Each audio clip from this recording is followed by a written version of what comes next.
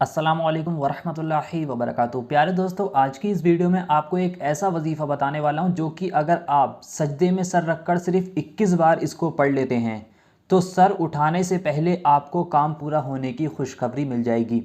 यानी कि आप जिस भी काम के लिए इस वजीफ़े को करेंगे सजदे में सर रखकर, तो सजदे से सर उठाने से पहले आपके वो काम बनने की, आपके वो काम पूरा होने की आपको खुशखबरी मिल जाएगी। आपकी कोई हाजत हो जो पूरी नहीं हो रही है, आपकी मनचाही दुआ हो जो कबूल नहीं हो रही है, तो सजदे में सर रखकर आप इस नाम को, इस आयत को सिर्फ 21 बार पढ़ लेना। सजदे से सर उठाने से पहले आपकी वो हाजत, आपकी वो मनचाही दुआ कबूल हो जाएगी। बहुत आसान सा वजीफ़ा है, मैं आज इस वीडियो में आपको बताने वाला हूँ। आप इस वजीफ़े को मात्र 5 मिनट के अंदर कर लेंगे, लेकिन अगर आप इस वजीफ़े को तरीके के साथ करेंगे तभी आपको इसमें कामयाबी मिलेगी। तो अगर आप चाहते हैं कि मैं एक बार इस वजीफ़े को करूँ और पहली बार में ही मुझे कामयाबी मिल जाए, तो वीडियो को शुरू से आखिर तक देखें, अच्छी तरह से इसको समझें कि क्या क्या तरीके के साथ इस वजीफ़े को करना है जो आपको इसमें कामयाबी मिले।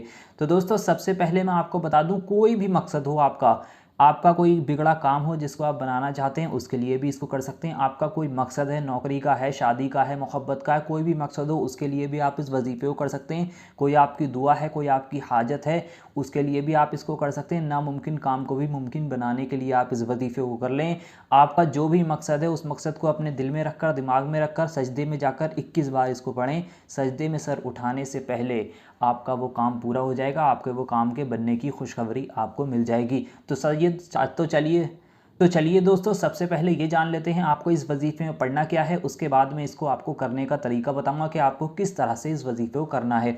इस वजीफ़े को आपको रात में करना होगा, यानी कि जब आप रात में सोने के लिए जाएं तो उस वक्त आप इस वजीफ़े को कर सकते हैं। जब रात में जब आप सोने के लिए जाएं तो उससे 5-10 मिनट पहले आप इस वजीफ़े को कर लें, उसके बाद जाकर आप सो सकते हैं। करना कुछ यूँ है, आपको एक आयत है जिसको आपको 21 बार पढ़ना है। बहुत छोटी सी आयत है, इसको बहुत से लोग पहले से जानते भी होंगे और जो लोग नहीं जानते हैं वो इसको देखकर भी पढ़ सकते हैं। मैं यहाँ पर आपको लिखकर दिखा देता हूँ। आपको पढ़ना इस तरह से होगा, जब आप इस वजीफ़े को करने के लिए बैठेंगे तो आपको जो है सजदे में चले जाना है। सजदे में जाने के बाद आपको क्या करना है, 3 बार शुरू में आपको दुरूद पाक पढ़नी है। दुरूद पाक आपके जो भी याद है आप पढ़ सकते हैं। अगर आपके कोई भी दुरूद पाक याद नहीं है तो आपकी स्क्रीन पर जो सबसे छोटी दुरूद पाक दिखाई जा रही है, इस दुरूद पाक को आप 3 बार पढ़ेंगे सजदे में जाने के बाद। उसके बाद जो मैंने कहा था आपको 21 बार इस आयत को पढ़ना है, ये लिखिए यहाँ पर, ये आप इसको देख कर पढ़ लें। इय्याका ना नाअबुदु व इय्याका नस्ताईन।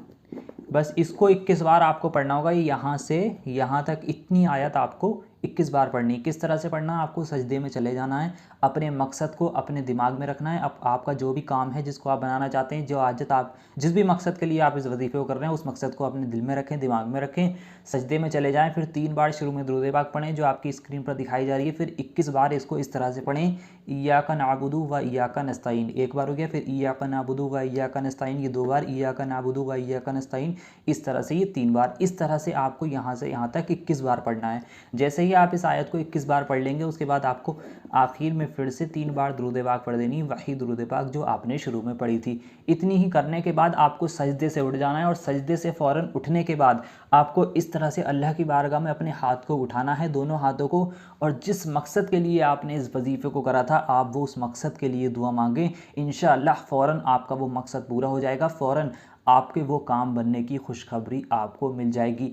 एक ही बार इस वजीफ़े को करना है, सिर्फ इसकी यही खासियत है कि इस वजीफ़े को बार बार करने की ज़रूरत नहीं होती है। एक बार करने से ही हर इंसान का हर मकसद पूरा हो जाता है, जिस भी मकसद के लिए वो करेगा। तो आप इस सजदे से उठने के बाद अपने दोनों हाथों को उठाकर जिस भी मकसद के लिए आपने इस वजीफ़े को करा, उस मकसद के लिए आप दुआ मांगें, अल्लाह से रो रो कर, आजिज़ी होकर। इंशाअल्लाह आपका नेक और जायज़ मकसद होगा तो आपका वो पूरा हो जाएगा।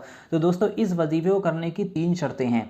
सबसे पहली शर्त, इस वजीफ़े को आपको खामोशी के साथ करना है, यानी कि इसको करते वक्त किसी से ही बातचीत नहीं करनी है। दूसरी बात, इस वजीफ़े को आपको पाक साफ हालत में नहा धोकर करना होगा। तीसरी बात, इस वजीफ़े पर आपको पूरा यकीन रखकर इस वजीफ़े को करना होगा। इन 3 बातों को ध्यान में रख लिया। वजीफ़ा करते वक्त अपने मकसद को अपने दिल में रखें, दिमाग में रखें। अगर आपका नेक और जायज़ मकसद है तो आपको 100% कामयाबी मिलेगी। ये इतना पावरफुल वजीफ़ा है।